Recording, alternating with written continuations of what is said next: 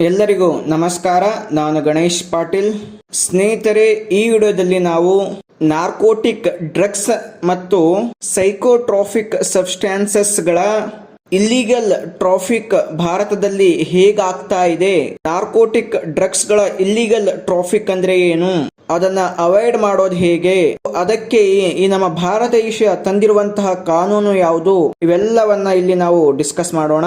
ಮೊದಲಿಗೆ narcotic ಡ್ರಗ್ಸ್ಗಳ illegal traffic ಅಂತಂದ್ರೆ ಕಾನೂನಿನ ಅನುಮತಿ ಇಲ್ಲದೆ ಕಾನೂನು ಆ ಡ್ರಗ್ಸ್ಗಳ ನಿಷೇಧ ಮಾಡಿದ್ರೂ ಕೂಡ ಇಲ್ಲಿಗಲ್ ಆಗಿ ಯಾವುದೇ ಡ್ರಗ್ ನ ಪ್ರೊಡಕ್ಷನ್ ಮಾಡಿದ್ರೆ, ಅದನ್ನ ಒಂದು ಕಡೆಯಿಂದ ಇನ್ನೊಂದು ಕಡೆ ಟ್ರಾನ್ಸ್ಪೋರ್ಟ್ ಮಾಡಿದ್ರೆ, ಆ ಡ್ರಗ್ಸ್ ನ ಇಲ್ಲಿಗಲ್ ಟ್ರೇಡ್ ಅಂದ್ರೆ ವ್ಯಾಪಾರ ಮಾಡಿದ್ರೆ ಮತ್ತು ಆ ಡ್ರಗ್ಸ್ ಅನ್ನ ಡಿಸ್ಟ್ರಿಬ್ಯೂಟರ್ ಮಾಡಿದ್ರೆ ಅಂದ್ರೆ ಬೇರೆ ಬೇರೆ ದೇಶಗಳಿಗೆ ಡಿಸ್ಟ್ರಿಬ್ಯೂಷನ್ ಮಾಡಿದ್ರೆ ಅದನ್ನ ಇಲ್ಲಿಸಿಟ್ ಟ್ರಾಫಿಕ್ ಅಂತೇಳಿ ಕರೆಯಲಾಗುತ್ತೆ. ಸೊ ಈ ಇಲ್ಲಿಗಲ್ ಡ್ರಗ್ ಟ್ರಾಫಿಕ್ ನಿಂದ ದೇಶದ ಪಬ್ಲಿಕ್ ಹೆಲ್ತ್ ನ ಮೇಲೆ, ಸೋಷಿಯಲ್ ಸ್ಟೆಬಿಲಿಟಿ ಮೇಲೆ ಮತ್ತು ನ್ಯಾಷನಲ್ ಸೆಕ್ಯೂರಿಟಿ ಅಂದ್ರೆ ದೇಶದ ಸುರಕ್ಷತೆಯ ಮೇಲೆ ಇಂಪ್ಯಾಕ್ಟ್ ಮಾಡುತ್ತೆ, ಅಂದ್ರೆ ಪರಿಣಾಮ ಬೀರುತ್ತೆ. ಕೇವಲ ಇಂಡಿಯಾ ಅಷ್ಟೇ ಅಲ್ಲ, ಬೇರೆ ಬೇರೆ ದೇಶಗಳು ಕೂಡ ತಮ್ಮ ಜಿಯೋಗ್ರಾಫಿಕಲ್ ಲೊಕೇಶನ್ ನ ಮೇಲೆ ತಮ್ಮ ಪೋರಸ್ ಬಾರ್ಡರ್ಸ್ ಅಂತಂದ್ರೆ ಈ ಬಾರ್ಡರ್ಸ್ ಗಳಲ್ಲಿ ಸಣ್ಣ ಸಣ್ಣ ಕಳ್ಳದಾರಿಗಳಿರ್ತವೆ, ಅವುಗಳ ಆಧಾರದ ಮೇಲೆ ಮತ್ತು ಸೋಶೋ ಎಕನಾಮಿಕ್ ಫ್ಯಾಕ್ಟರ್ಸ್ ಅಂದ್ರೆ ಬಡತನ, ಆ ದೇಶದ ಬಡತನ ಮತ್ತೆ ಅನಕ್ಷರತೆಯ ಆಧಾರದ ಮೇಲೆ ಎಷ್ಟು ಪ್ರಮಾಣದಲ್ಲಿ ಆ ದೇಶದಲ್ಲಿ ಡ್ರಗ್ ಟ್ರಾಫಿಕಿಂಗ್ ಆಗ್ತಾ ಇದೆ ಅನ್ನೋದು ನಿರ್ಧಾರ ಆಗುತ್ತೆ. ಈ ಇಲ್ಲಿಗಲ್ ಡ್ರಗ್ ಟ್ರಾಫಿಕ್ ತುಂಬಾ ದೊಡ್ಡದಾದಂತಹ ಸಮಸ್ಯೆಯಾಗಿದೆ. ಇದರಲ್ಲಿ ಹಲವಾರು ಸಂಘಟನೆಗಳು ಇನ್ವಾಲ್ವ್ ಆಗಿರ್ತವೆ. ಉದಾಹರಣೆಗೆ ಡ್ರಗ್ ಕಾರ್ಟೆಲ್ಸ್ ಆಗಿರ್ಬೋದು, ಆರ್ಗನೈಸ್ಡ್ ಕ್ರೈಮ್ ಸಿಂಡಿಕೇಟ್ಸ್ ಗಳು ಮತ್ತು ಇಲ್ಲಿಗಲ್ ಇಂಡಿವಿಡ್ಯುವಲ್ ಟ್ರಾಫಿಕರ್ಸ್ ಗಳು ಇದರಲ್ಲಿ ಇನ್ವಾಲ್ವ್ ಆಗಿರ್ತಾರೆ. ಈ ಗುಂಪಿನ ಜನರು ಈ ಲಾ ಎನ್ಫೋರ್ಸ್ಮೆಂಟ್ ಏಜೆನ್ಸಿಗಳಲ್ಲಿರುವಂತಹ ವೀಕ್ನೆಸ್ ಅನ್ನ ಮತ್ತು ದೇಶದಲ್ಲಿರುವ ಕರಪ್ಷನ್ ಭ್ರಷ್ಟಾಚಾರವನ್ನ ಬಳಸಿಕೊಂಡು ಅದನ್ನ ಎಕ್ಸ್ಪ್ಲಾಯ್ಟ್ ಮಾಡಿ ತಮ್ಮ ಈ ಇಲ್ಲಿಗಲ್ ಆಕ್ಟಿವಿಟೀಸ್ ಗಳನ್ನ ನಡೆಸ್ತಾ ಇರ್ತಾರೆ. ಇದರ ಜೊತೆ ದೇಶ ವಿದೇಶಗಳಲ್ಲಿ ಡ್ರಗ್ಸ್ ನ ಡಿಮ್ಯಾಂಡ್ ಹೆಚ್ಚಿಗೆ ಆಗಿರೋದು ಕೂಡ ಈ ಒಂದು ಇಲ್ಲಿಸಿಟ್ ಡ್ರಗ್ ಟ್ರಾಫಿಕಿಂಗ್ ಗೆ ಕಾರಣ ಆಗಿದೆ. ಅಂದ್ರೆ ಈ ಡ್ರಗ್ಸ್ ಗಳ ಡಿಮ್ಯಾಂಡ್ ಗಳ ಜಾಸ್ತಿ ಆಗಿದೆ. ಸೊ ಇದರಿಂದ ಅವರಿಗೆ ಆ ಇಲ್ಲಿಗಲ್ ಡ್ರಗ್ ಟ್ರಾಫಿಕರ್ಸ್ ಗೆ ಮೋಟಿವೇಟ್ ಮಾಡಿದ ರೀತಿಯಲ್ಲಾಗುತ್ತೆ. ಸೊ ಆಗ ಹೆಚ್ಚಿನ ಒಂದು ಡ್ರಗ್ ಟ್ರಾಫಿಕಿಂಗ್ ಆಗುತ್ತೆ. ಇದರ ಜೊತೆ ದೇಶದಲ್ಲಿ ದೇಶದ ಬಾರ್ಡರ್ಗಳಲ್ಲಿ ಹೆಚ್ಚಿನ ಕಳ್ಳದಾರಿಗಳಿರೋದು, ಲಾ ಎನ್ಫೋರ್ಸ್ಮೆಂಟ್ ಏಜೆನ್ಸಿಗಳು ಉದಾಹರಣೆಗೆ ಪೊಲೀಸ್ಗಳು ಎಫೆಕ್ಟಿವ್ ಆಗಿ ವರ್ಕ್ ಮಾಡದೇ ಇರೋದು ಮತ್ತು ಮುಖ್ಯವಾಗಿ ಭ್ರಷ್ಟಾಚಾರದಿಂದ ಮತ್ತು ಆ ಪರ್ಟಿಕ್ಯುಲರ್ ದೇಶದಲ್ಲಿ ಇರುವಂತಹ ಬಡತನ, ಅನ್ಎಂಪ್ಲಾಯ್ಮೆಂಟ್, ನಿರುದ್ಯೋಗ ಮತ್ತು ಲ್ಯಾಕ್ ಆಫ್ ಎಜುಕೇಶನ್ ಅನಕ್ಷರತೆಯಿಂದ ಈ ಡ್ರಗ್ ಟ್ರಾಫಿಕಿಂಗ್ ಜಾಸ್ತಿ ಆಗುತ್ತೆ, ಡ್ರಗ್ ಅಡಿಕ್ಷನ್ ಜಾಸ್ತಿ ಆಗುತ್ತೆ. ಸೊ ಇದರಿಂದ ಈ ಇಲ್ಲಿಗಲ್ ಡ್ರಗ್ ಟ್ರಾಫಿಕಿಂಗ್ ಜಾಸ್ತಿ ಆಗುತ್ತೆ.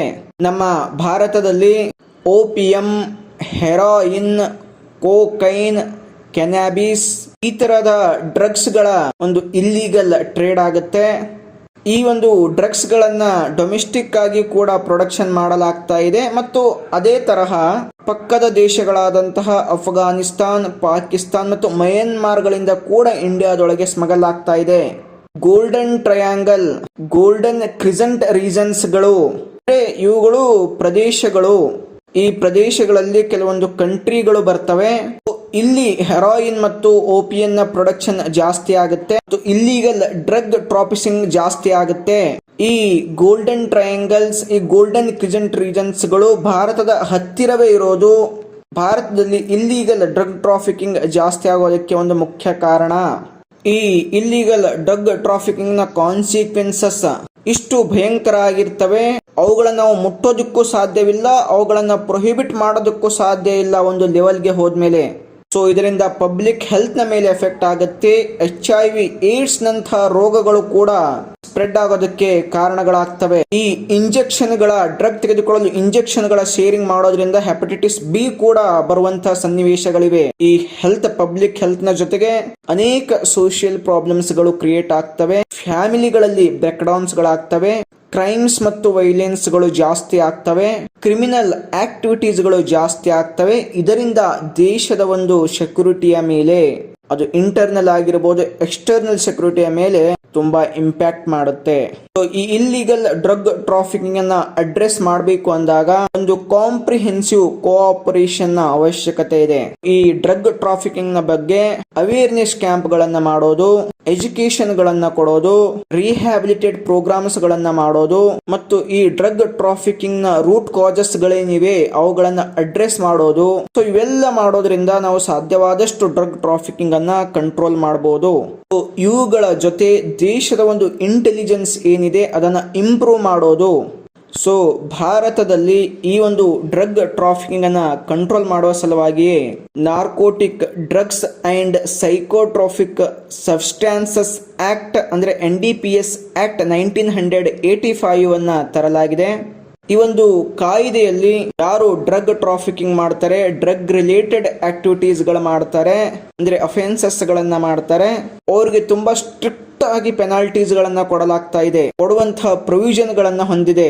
ಜಗತ್ತಿನ ಲೆವೆಲ್ ನಲ್ಲಿ, ಪ್ರಪಂಚದ ಲೆವೆಲ್ ನಲ್ಲಿ ಇದನ್ನ ಕಂಟ್ರೋಲ್ ಮಾಡುವ ಸಲುವಾಗಿ United Nations office on drugs and crime ಅಂದ್ರೆ UNODC ಈ ಡ್ರಗ್ ಟ್ರಾಫಿಕಿಂಗ್ ಹೆಚ್ಚಿರುವಂತಹ ದೇಶಗಳಿಗೆ ಡ್ರಗ್ ಟ್ರಾಫಿಕಿಂಗ್ ಅನ್ನ ಕಂಟ್ರೋಲ್ ಮಾಡಲು ಸಹಾಯ ಕೋಆಪರೇಟ್ ಮಾಡ್ತಾ ಇದೆ. ಸೊ ಸ್ನೇಹಿತರೆ, ಇದಾಗಿತ್ತು ಇಲ್ಲಿಗಲ್ ಡ್ರಗ್ ಟ್ರಾಫಿಕಿಂಗ್ ನ ಬಗ್ಗೆ ಮಾಹಿತಿ. ನಾವು ನೆಕ್ಸ್ಟ್ ವಿಡಿಯೋದಲ್ಲಿ ಇನ್ನೊಂದು ಟಾಪಿಕ್ ಬಗ್ಗೆ ಡಿಸ್ಕಸ್ ಮಾಡೋಣ. ಎಲ್ಲರಿಗೂ ನಮಸ್ಕಾರ.